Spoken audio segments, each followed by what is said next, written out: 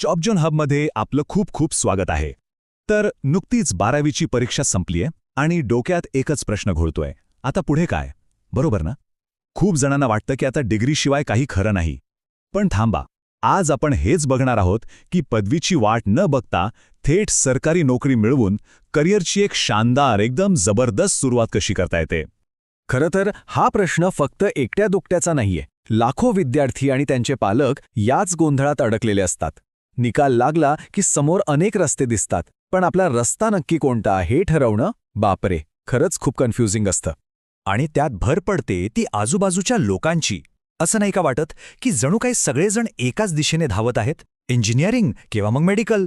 नातेवाईक, मित्रमंडळी, समाजाकडून एक प्रकारचा अदृश्य दबाव असतो की याच पारंपरिक वाटा निवडा.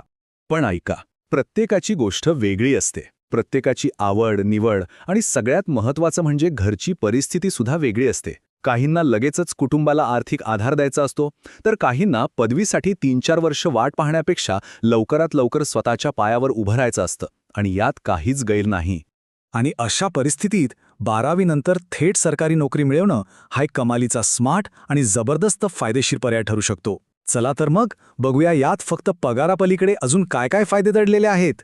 बघा, सरकारी नोकरी म्हणजे फक्त महिन्याच्या महिन्याला पगार नाही, याने मिळतं आर्थिक स्थैर्य, म्हणजे पैशाची चिंता मिटते, समाजात एक वेगळा मान मिळतो, एक प्रतिष्ठा मिळते आणि सगळ्यात महत्त्वाचं म्हणजे भविष्याची संपूर्ण खात्री, एक सिक्युअर लाईफ. ही खूप मोठी गोष्ट आहे. चला, आता आपण संधीची अशी 5 मोठी दारं उघडून बघूया, जिथे 12वी पास झाल्यावर थेट प्रवेश मिळू शकतो आणि आपल्या करिअरला एक भक्कम पाया देता येतो. तयार आहात? तर पहिला आणि सर्वात मोठा दरवाजा आहे केंद्र सरकारचा.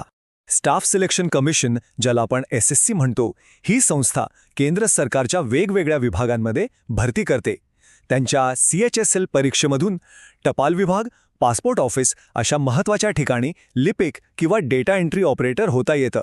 विचार करा, चांगला पगार तर मिळतोच, पण सोबतच दिल्ली, मुंबईसारख्या मोठ्या शहरांमध्ये काम करण्याची एक दारुण संधीही मिळते. आता येऊया आपल्या महाराष्ट्राकडे. खाकी वर्दीचं स्वप्न कोण नाही बघत. दरवर्षी आपल्या राज्यात पोलीस शिपाई आणि चालक पदांसाठी मोठी भरती निघते. याचा सर्वात मोठा फायदा म्हणजे आपल्याच राज्यात आपल्या लोकांमध्ये राहून समाजाची सेवा करता येते आणि तो मान सन्मान तर आहेच. भारतीय रेल्वे म्हणजे नोकरीच्या स्थिरतेची 100% गॅरंटी.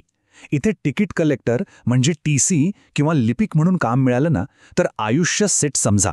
नोकरी तर सुरक्षित आहेच, पण विचार करा, तुमच्या संपूर्ण कुटुंबाला आयुष्यभर मोफत रेल्वे प्रवासासारखे भन्नाट फायदे मिळतात.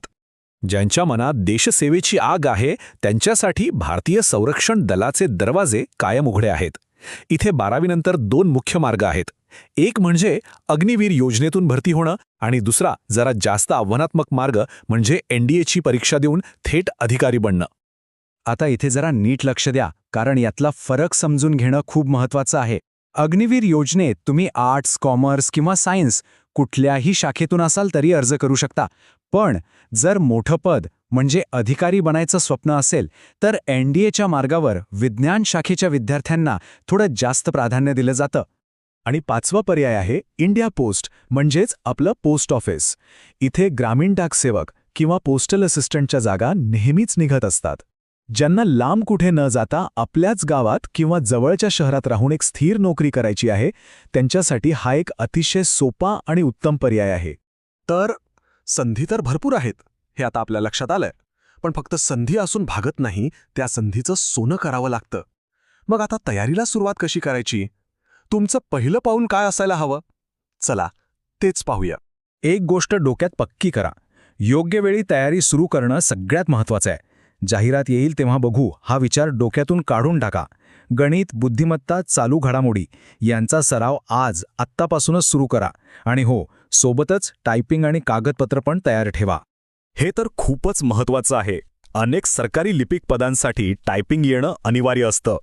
त्यामुळे मराठीसाठी मिनिटाला 30 शब्द आणि इंग्रजीसाठी मिनिटाला 40 शब्द टायपिंगचा वेग असणारा कोर्स लगेचच पूर्ण करून घ्या. हे स्किल तुम्हाला खूप पुढे नेईल.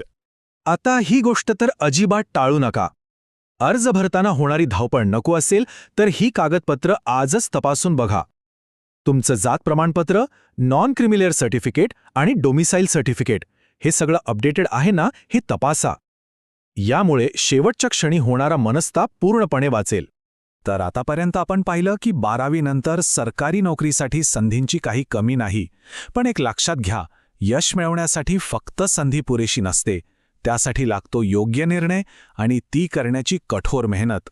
आणि हेच वाक्य कायम लक्षात ठेवा. सरकारी नोकरीसाठी नशीब नाही, तर योग्य वेळी घेतलेला निर्णय आणि तुमची मेहनतच कामी येते. जर ध्येय पक्क असेल आणि तयारी करण्याची जिद्द असेल तर यश तुमचंच आहे. तुमचा एक योग्य निर्णय तुमचं संपूर्ण आयुष्य बदलू शकतो. जॉब चोन होबला सबस्क्राईब करायला विसरू नका. भेटूया पुढच्या वेळी.